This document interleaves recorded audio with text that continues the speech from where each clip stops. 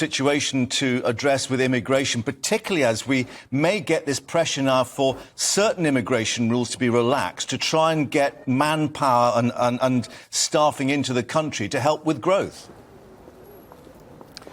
Well, yes, and this was a plank of policy that actually Suella Braverman, in her very short time in office here at the Home Office, was opposed to. There was 570,000 migrants that came to the UK in the year to June last year, 330,000 left. So the net migration total was about 235,000 people to the UK. Now that is a city the size of Derby or Wolverhampton pretty much every year that has, of course, strains on the infrastructure of this country. And one of the reasons why Suella Braverman wasn't just determined to get to grips with the small boat crisis and the 38-odd thousand people that have come across in small boats this year so far, but also the issue of legal migration and the fact that she believed that it shouldn't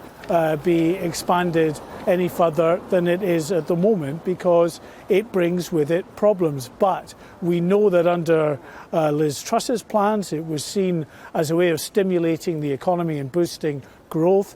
Will that be the direction of travel for Rishi Sunak? It may well be. So Suella Braverman, you would think, would not be coming back to the Home Office. Grant Shapps has just taken up the reins here and says there's lots he wants to do. Interestingly, the Home Secretary, 2 Home Secretaries ago, Priti Patel, has just tweeted to wish Rishi Sunak congratulations and called for everyone to unite around the new leader.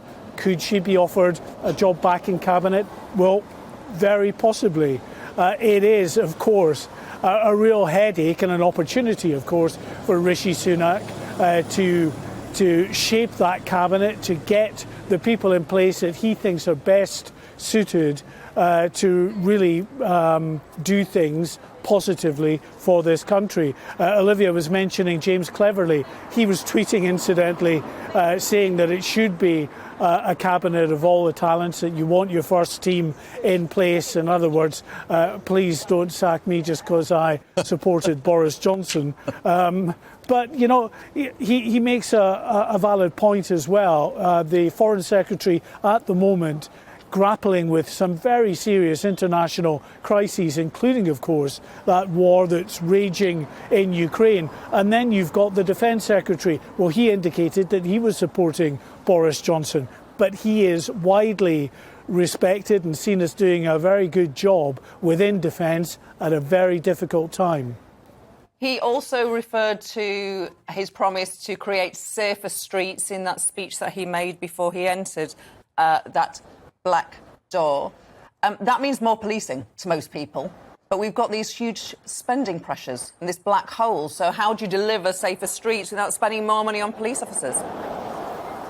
Yeah, you're right. Well, the government previously, anyway, under Boris Johnson and then again reaffirmed by Liz Truss, was committed to 20,000 additional frontline police officers by March of next year. And they say they are on target to deliver those extra officers. We have yet to hear, given all of the issues that you mentioned in terms of what Rishi Sunak has got to do to try to right the economy again and also try to get savings out of all government departments effectively.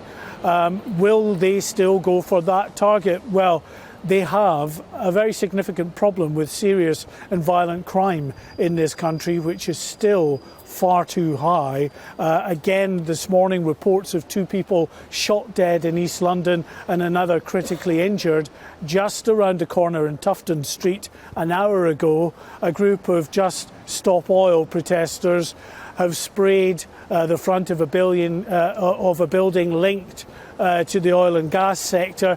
That's another issue that the new Home Secretary has got to grapple with, pushing through that legislation to ensure that these very disruptive protests may not be violent, but they're causing huge disruption, particularly in the capital city, that they can be addressed as a matter of urgency. Pretty much every government department you go to, there are very significant issues that they're grappling with. It is not an easy job, 12 years in to a Conservative administration, to try to breathe new life into this government and to try to deal with all of the many competing issues that demand some kind of urgent redress.